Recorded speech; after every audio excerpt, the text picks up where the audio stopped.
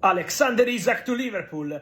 Here we go, the biggest move of the summer transfer window. An historical Premier League record is now done and completed. Alexander Isak is ready to finally join Liverpool after long negotiations, a really tough and difficult saga for the Reds. Everything is agreed with Newcastle. Everything was already agreed a long time ago with the player. Isak only wanted to go to Liverpool despite the rumors on Saudi clubs and more. The only target for the Swedish striker was Liverpool Football Club, Anfield, and so the deal is now done.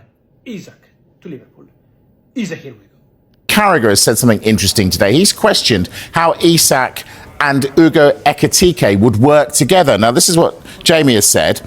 When you have a top striker like Isak, Haaland, Kane, it's very difficult to have quality backup as they always play.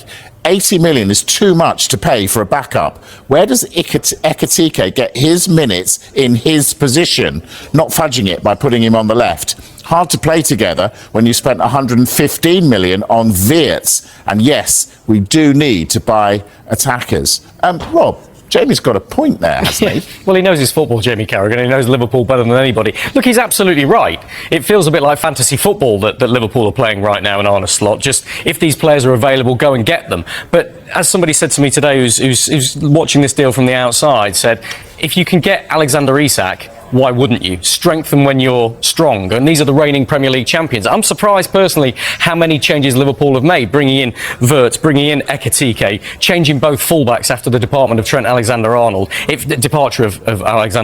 It feels like it's going to be a very different-looking Liverpool lineup at the start of the season than the one that finished the season when they lifted the Premier League title. So it does seem a little bit strange, but I'm not so sure Carragher's exactly right in saying that you can't play Ekitike and Isak if they were to get him, because I've looked into it and Ekitike's played quite a lot on the left wing. 9 games he's played there in the last 2 seasons, and you just imagine that as a front three. By the way, Ekitike on the left, Isak up the middle, Mo Salah on the right, with Florian Wirtz as a number 10 attacking midfielder in behind them.